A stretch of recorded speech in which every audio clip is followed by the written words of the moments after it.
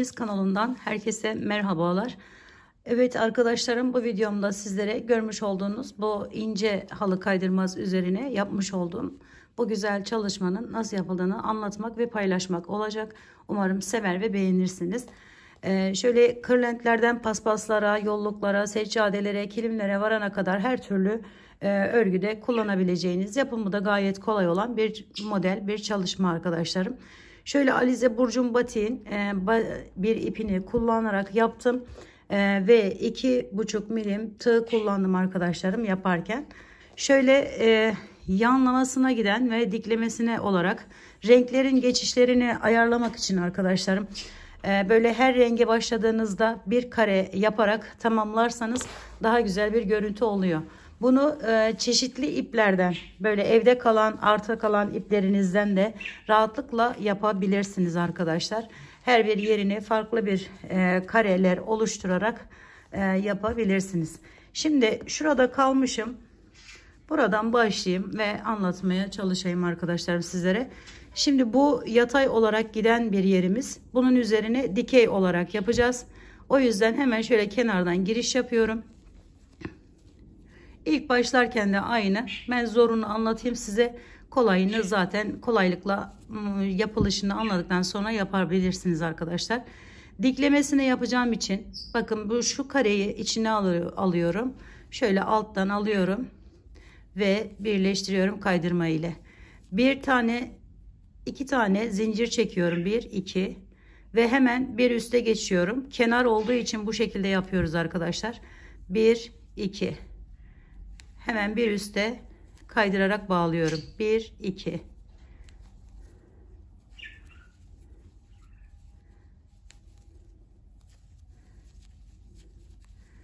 bu şekilde bir kare olacak şekilde devam ediyorum. Benimki şu şekilde gördüğünüz gibi.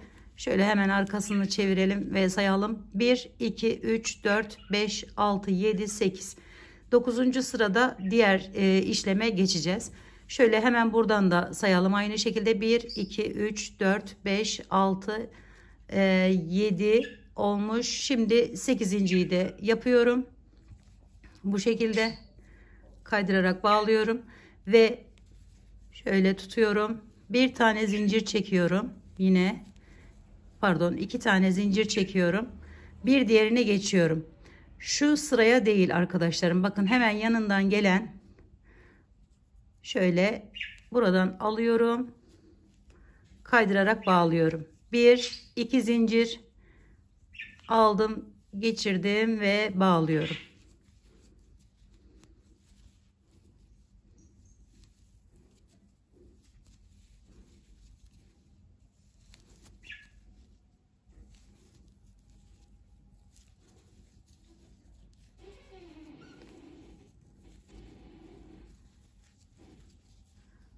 Bu dik olarak yapımı bu şekilde devam edecek. Şimdi 1 2 zincir çektim, yine şöyle çevirdim. Bakın şurayı atlıyorum, buraya geçiş yapıyorum ve kaydırarak bağladım.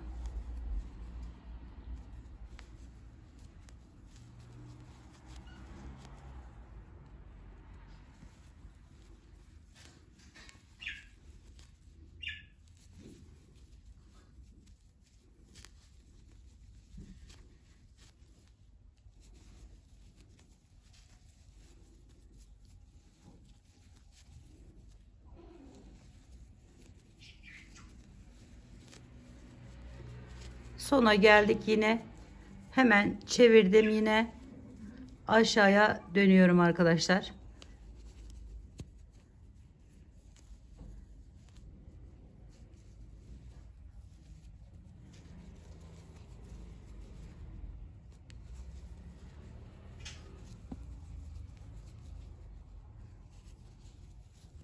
Bunu belirli bir sıraya bağlı kalmadan da yapabilirsiniz.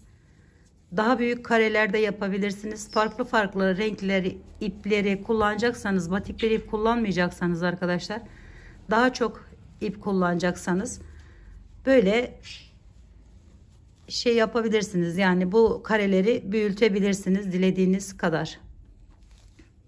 Son yere de geldik. Yine aynı şekilde yapıyorum. 2 zincir çekiyorum ve bu şekilde bu renk ipim bitene kadar, diğer renk ipim, bakın şöyle göstereyim onu da.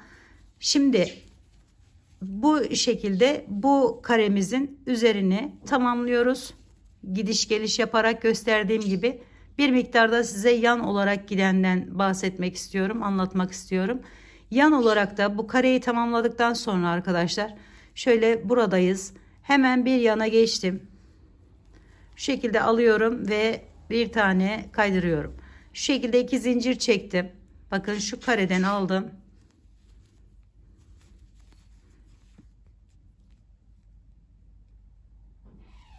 İki zincir çektim. Diğer kareye geçiyorum.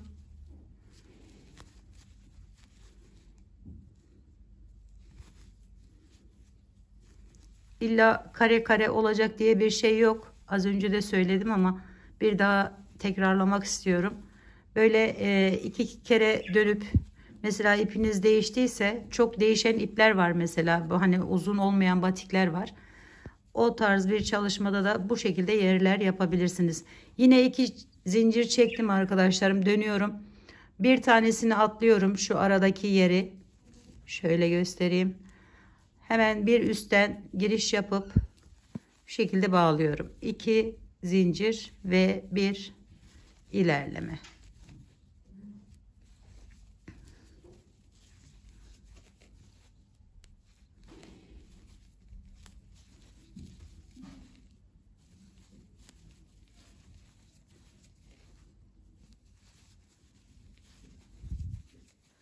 Yan olanı da bu şekilde tamamlıyoruz. Şimdi bir üste geçiyorum yine ve bakın buraya değil, şuradan alıyorum. Çok sıkı oluyor arkadaşlar. Eğer buradan alırsanız, bir üstten alırsanız daha rahat edersiniz. Şöyle devam ediyorum.